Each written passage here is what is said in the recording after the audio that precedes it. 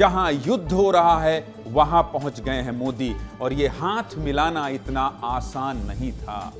Ukraine में पहुंचकर train में सफर करने के बाद वहां पहुंचना और वहां पहुंचने के बाद ये मुलाकात और फिर ट्रेन से वापस आना इतना आसान नहीं था। इसलिए विस्तार से खबर दिखाना और समझाना जरूरी है।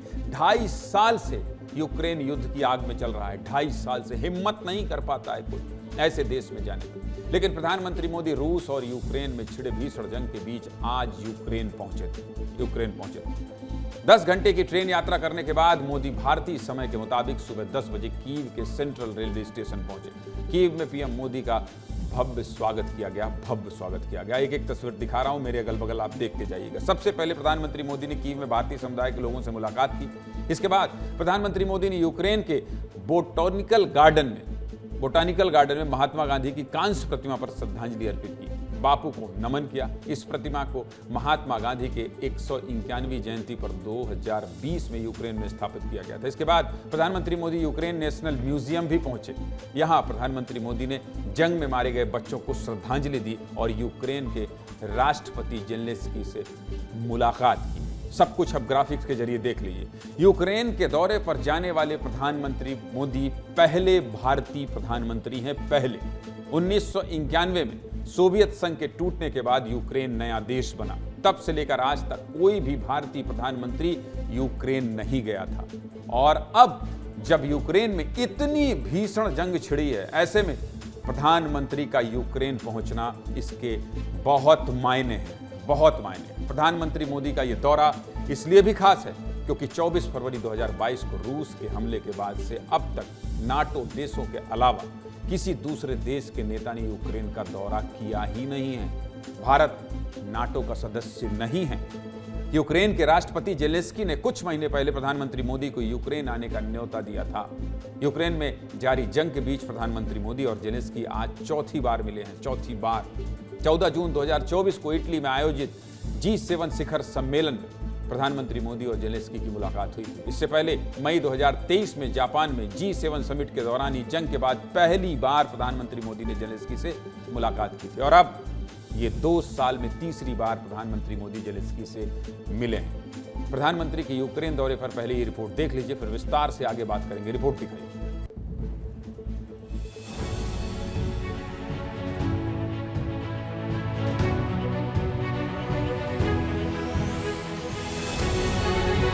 पहली बार Indian prime minister after independence of Ukraine आए हैं यहाँ पे, तो बड़ी चीजें, और वो भी वॉर के समय में। काफी दूर से हम लोग ट्रेवल करके आए हैं, स्पेशली हमारे प्राइम मिनिस्टर से मिलने के लिए। हमारे मोदी जी इतना आध्यात्मिक शक्ति का पूरा भरा हुआ भरोसा के साथ हैं। प्रधानमंत्री जी की यूक्रेन यात्रा महत्वपूर्ण इसलिए है क्योंकि आज पूरा विश्व 2 भागों में बंट चुका है, जो रशिया के साथ हैं और जो यूक्रेन के साथ हैं। जहां हवाई मार्ग से जाया नहीं जा सकता, जहां युद्ध चल रहा, जहां खतरा हो हर पल, और नाटो देश के अलावा देखिए वहां कोई पहुंचा नहीं था, वहां कौन पहुंच गया? भारत के प्रधानमंत्री नरेंद्र मोदी। और इसलिए आपको एक एक तस्वीर दिखाना जरूरी है और वहां पहुंचने के मायने समझाना भी जरूरी है। ये 2 तस्वीरें देखिए, ताकतवर भारत की ये 2 तस्वीरें हैं। जो 2 देश एक दूसरे के खून के प्यासे हैं, उन दोनों देशों में प्रधानमंत्री ने दौरा किया है, दोनों देशों में दौरा किया। पिछले महीने 8 जुलाई को पीएम रूस की राजधानी मास्को पहुंचे और राष्ट्रपति पुतिन से मुलाकात की। और आज प्रधानमंत्री मोदी यूक्रेन पहुंचे थे और राष्ट्रपति जेलेंस्की से मिले। इन दोनों तस्वीरों को देखकर ये कह सकते हैं कि ऐसा सिर्फ भारत ही कर सकता है। युद्ध भूमि में एक दूसरे के सामने खड़े इन दोनों नेताओं से दुनिया में ऐसी केमिस्ट्री किसी भी दूसरे देश की देखने को नहीं मिलती। प्रधानमंत्री मोदी ने अपने रूस के दौरे में युद्ध को लेकर पुतिन के सामने ही 2 टूक बात कही थी। सुना दीजिए जरा प्रधानमंत्री मोदी ने क्या कहा था। एक्सेलेंसी, एक मित्र के नाते मैंने हमेशा कहा है कि हमारी भावी पीढ़ी के उज्जवल भविष्य के लिए शांति सर्वाधिक आवश्यक है। लेकिन मैं ये भी जानता हूं कि युद्ध के मैदान में समाधान संभव नहीं होते। बम, बंदूक और गोलियों के बीच समाधान और शांति वार्ताएं सफल नहीं होती हैं और हमने वार्ता के माध्यम से ही शांति के रास्ते अपनाने होंगे। जो देश युद्ध कर रहा हो उसके शीर्ष नेता के सामने बैठकर साफ कह दिया प्रधानमंत्री ने कि बातचीत से ही शांति का रास्ता अपनाना होगा।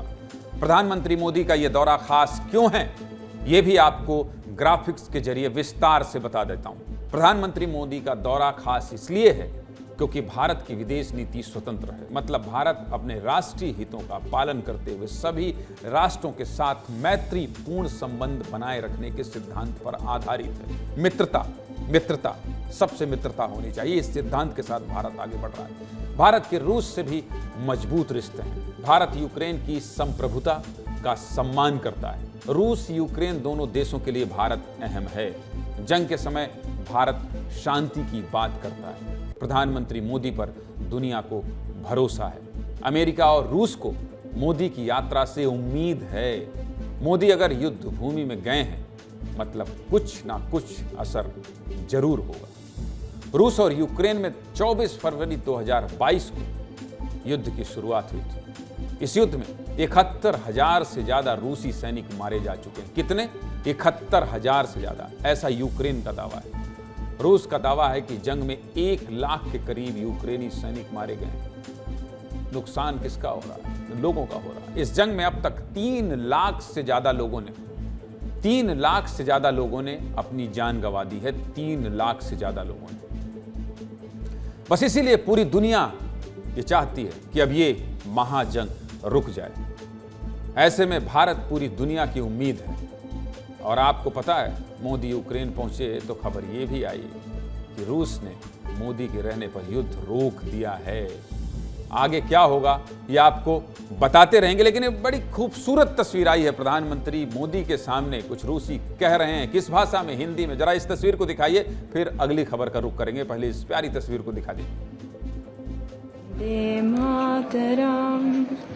वंदे मातरम सुजलाम सुफलाम मलयज शीतलाम सस्य श्यामलाम मातरम।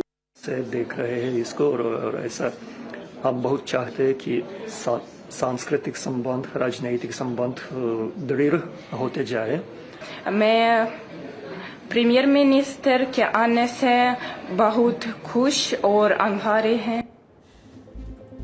ये यूक्रेनी नागरिक थे जो हिंदी बोलने की कोशिश कर रहे थे। बड़ी खूबसूरत तस्वीर थी, तो मैंने सोचा आपको अंतिम में ये भी दिखा दूं।